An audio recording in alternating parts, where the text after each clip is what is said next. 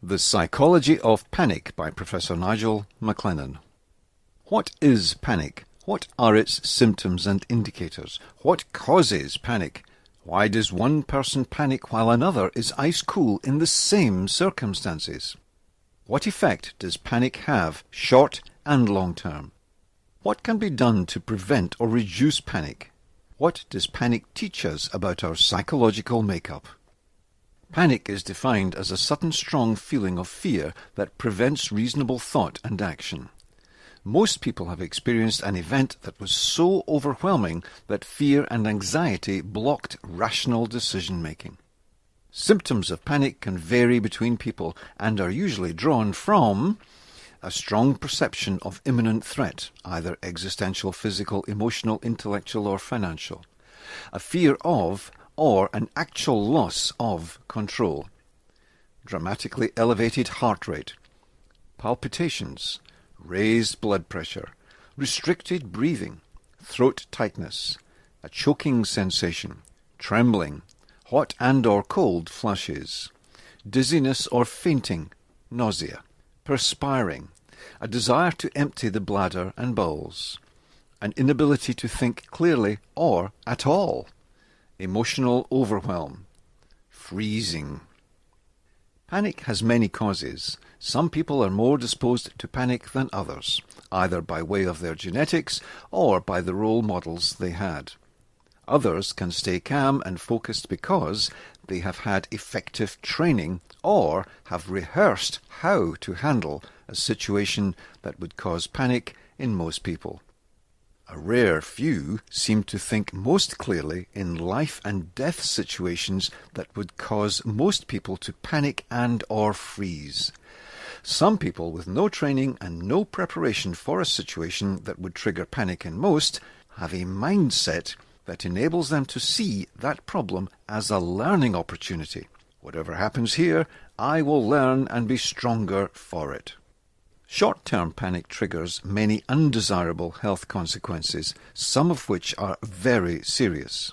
Raised blood pressure and heart rate can, have and do trigger strokes and heart problems. When panic becomes regularized, it is often described as anxiety or chronic anxiety, with a large number of negative health consequences ranging from mild to serious. For instance, regular panic has a negative effect on the digestive system and suppresses the body's immune responses, both of which trigger further negative health consequences. Training is hugely helpful in minimizing or preventing panic. Military, police, fire, emergency, medical and other staff all over the world are trained to deal with complex life and death situations calmly and constructively. In a few rare situations, even that training is not enough to prevent people from going into panic freeze when the situation is real rather than classroom-based. The following techniques are useful to prevent panic from taking hold, and if it has, they can be used to reduce or remove the panic. Breathing. Taking deep breaths and focusing on breathing takes the mind off the negative and catastrophizing thoughts that are generally associated with panic. Change the focus of thoughts. Panic usually is linked to or even caused by negative and disempowering thoughts. Focusing on more constructive thoughts reduces the panic or prevents it from emerging. For instance, the most common phobia in the world is that of public speaking, impacting around 70% of people. When I am coaching leaders in public speaking or delivering lectures or talking myself to large audiences, I encourage focus on how the people there are going to have their lives improved by the information and techniques shared, and how much they will enjoy it if learning is made fun. Replace negative thoughts. If any negative thought emerges, it can be replaced with a more constructive one. For instance, again, with public speaking.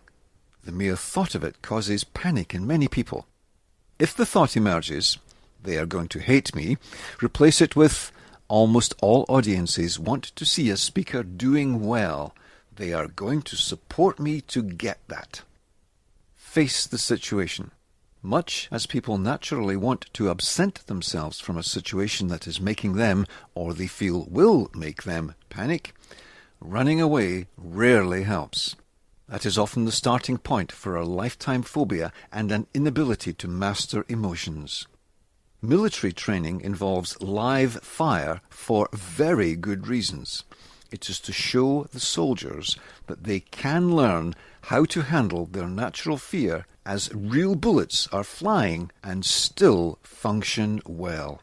Indeed, that may be the best way to handle situations that would make others panic, to remind ourselves that fear is normal and healthy in the face of danger, and to see it as giving us the alertness and energy to deal with the challenge. Too little alertness and energy to handle a situation is problematic, as is too much, to the point of panic. As with most aspects of life, there is a zone of optimum performance. The world's most successful people in any field have learned how to handle situations that would make almost everyone else panic, freeze, or completely avoid.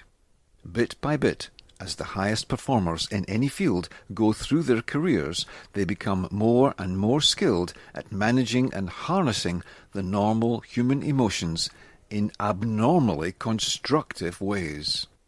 There are many reports of people acquiring superhuman strength under the influence of panic.